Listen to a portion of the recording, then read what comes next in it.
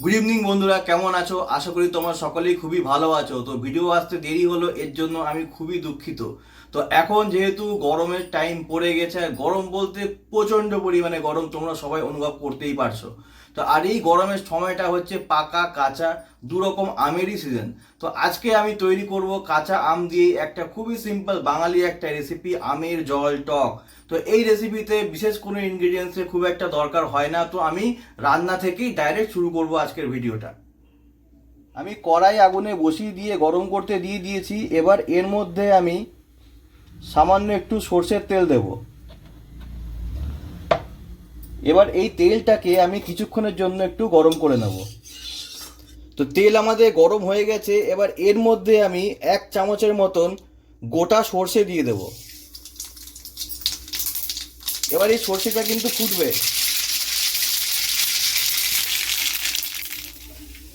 এবার এর মধ্যে আমি আগে থেকে এই যে কেটে রাখা আম, মানে একটা আমকে আমি এভাবে কেটে নিয়েছি। এবার এই আমটা তেলের মধ্যে আমি দিয়ে দেবো।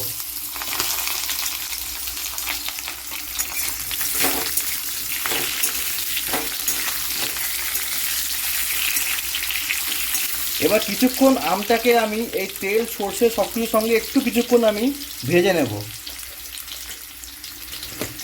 এবার এই সময় পরিমাণ মতন আমি লবণ দিয়ে দেবো, স্বাদ অনুসারে লবণ।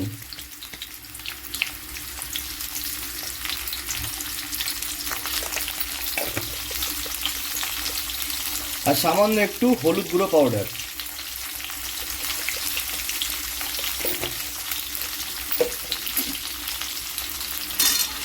এবার এটাকে খুব ভালো করে আমি আমের সাথেই মাখিয়ে নেব।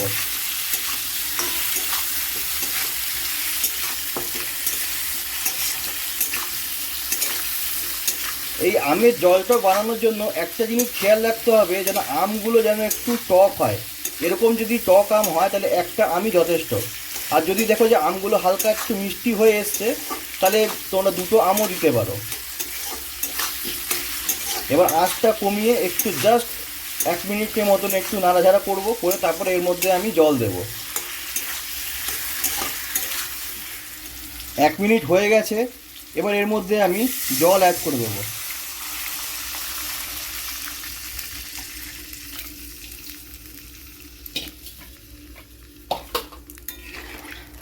এবার এটাকে একটু ফুটতে দেব।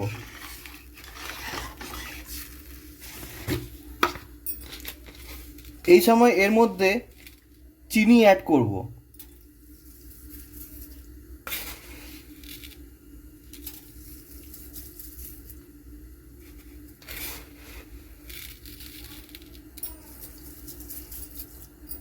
মোটামুটি 2.5 টেবিল চামচের মতন আমি চিনি অ্যাড করলাম এর মধ্যে।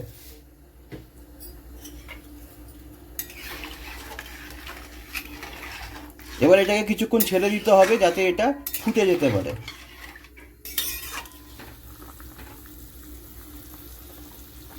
তা আমাদের আমের জল টক রেডি হয়ে গেছে। দেখো আমও সেদ্ধ হয়ে গেছে, খুব সুন্দর করে কেটে যাচ্ছে। আমি টেস্ট করেছি, একদম সব কিছু ঠিক আছে।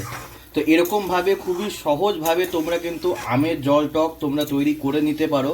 আর এখন গরমের সময় কাঁচা আম দিয়ে তো এরকম সুন্দর সুন্দর রেসিপি বাড়িতে খুব কম সময়ের মধ্যে বানানো যেতেই পারে।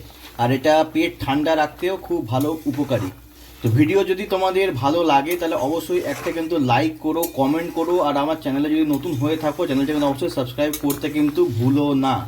আর আমার শর্ট ভিডিওগুলো কেমন লাগছে তোমরা কিন্তু অবশ্যই আমাকে কমেন্ট করতে জানিও। তোমরা কিন্তু কমেন্ট করো, কমেন্ট না করলে আমি বুঝতে পারবো না। তো রিকোয়েস্ট করলাম, সাপোর্ট করো। আর কি বলি, ঠিক আছে তাহলে যদি আজকের মতো ভিডিও আমি এখানেই শেষ করছি। দেখা হচ্ছে আবার আগামী কোনো একটা রেসিপির ভিডিওতে। তো ততক্ষণের জন্য টাটা।